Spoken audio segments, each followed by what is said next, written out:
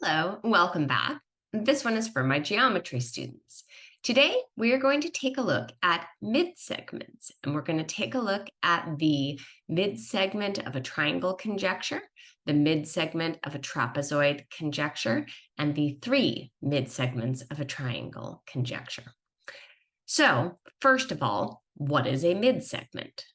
So, as you recall, a midsegment is the line connecting the midpoints of two sides of a triangle, or the line connecting the midpoints of the non-parallel sides of a trapezoid. So let's unpack that a little bit. So first of all, midpoint, that means the point that divides a side in half. So if we take a look here, I've got one side of my triangle, and I've got the midpoint, which divides the triangle into two equal pieces, and a midpoint of a second side, which divides it into two equal pieces. And the line connecting those midpoints is my midsegment. And if I take a look down in a trapezoid, to remind you, a trapezoid has two parallel sides and then two non-parallel sides. If I've got my midpoint of my non-parallel sides and I connect that, that is also termed a midsegment. So once we've established that something is a midsegment, we actually have more information. So the first piece of information comes as the triangle midsegment conjecture. And what it says is a midsegment of a triangle is parallel to that third side. So that is parallel to that. And it is half the length of the third side. So if this third side is 6, then this midsegment is 3. So let's do a quick proof as to why that's true. Now, this proof involves similar triangles. If you have not yet learned about the properties of similarity, relax, you will, and just let this wash over you to make that lesson easier. And if you have learned already about similarity, then this is going to make a little more sense. So here's the deal. We've said that the midsegment connects the midpoints. So we know that this segment has to be equal to that, and that segment has to be equal to that definition of midpoint. Okay, now, if I look at this little triangle, and then I look at this big triangle, I see that they share an angle. So by the reflexive property, this angle is equal to itself, and it's part of both of those triangles.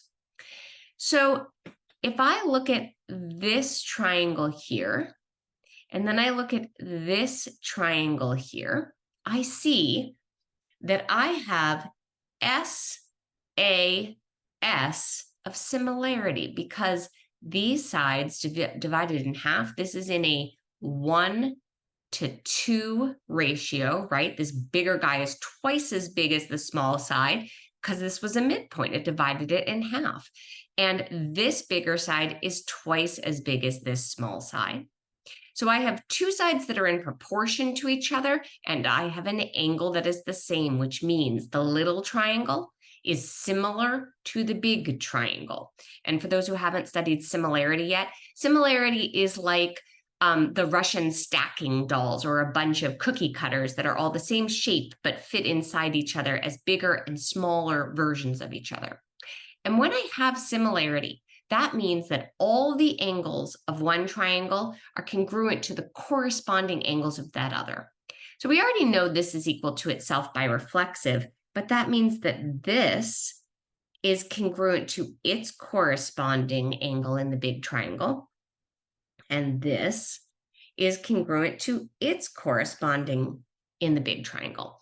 Now, if I've got that this angle is congruent to this angle, and I were going to extend these lines, there's my transversal and two lines. And if I have corresponding angles being congruent, then I have just proved that these are parallel. So there's that first bit, parallel to the third side. And then the second bit, half the length of the third side, just comes from that same proportion. If this is half the length of that, and this is half the length of that, then this third side is half the length of that third side. So that's a proof of the triangle midsegment conjecture. And now that we've proved it, you can simply get to the business of learning it. The midsegment of a triangle is parallel to the third side and half the length of the third side. Now that we know some information about the midsegment, we can apply it to when we connect all the midsegments. So let's take a peek here. If this is the midsegment to these guys, then that means I've divided this exactly in half, and I've divided this exactly in half. And if this is the midsegment to these two, well, same thing, I can just apply that here.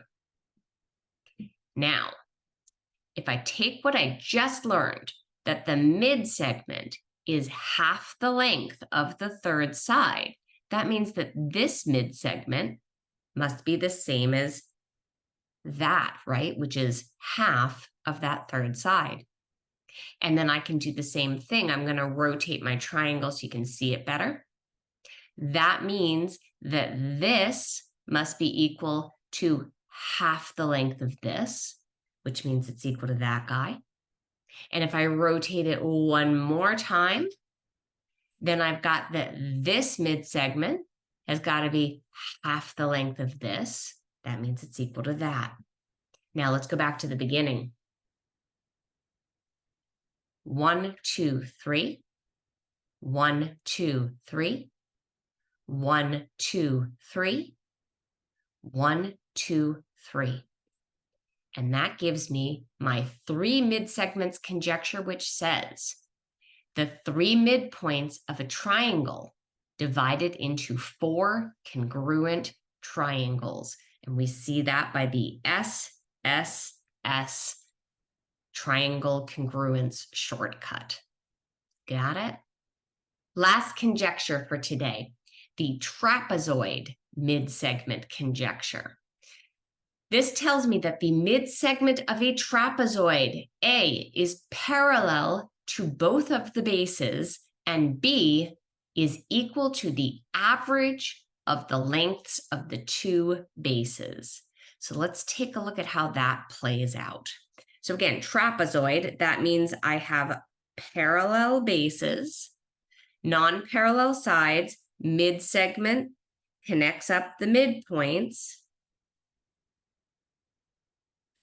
And so the way this comes into play is that tells me that this is parallel to both of these bases.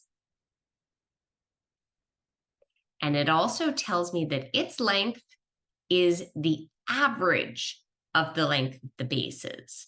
So let's go ahead and give these some numbers. So let's say that this base has a length of 6, whatever unit you choose. And let's say that this base has a length of 10 of the same unit. That means that my midsegment has a length of, everybody remember how to do average? Add up and divide by the number of things, 6 plus 10, and that was 2 things, so divided by 2. 16 divided by 2, 8. So our midsegment of a trapezoid is parallel to the other 2 bases, and it is equal to the average of the 2 bases. And there's a fun long proof that involves connecting this into triangles, but we're going to save that for another day. Okay, my friends, that is a speedy definition of midsegment and 3 conjectures about it. Now, if you feel like you've got that, go ahead and click on that link and let's take a look at how we use these conjectures in both problems and proofs. All right, so go back, rewind the video, look at it again, study it, take screenshots, and then go ahead and try the next video. And as always, keep on mathing.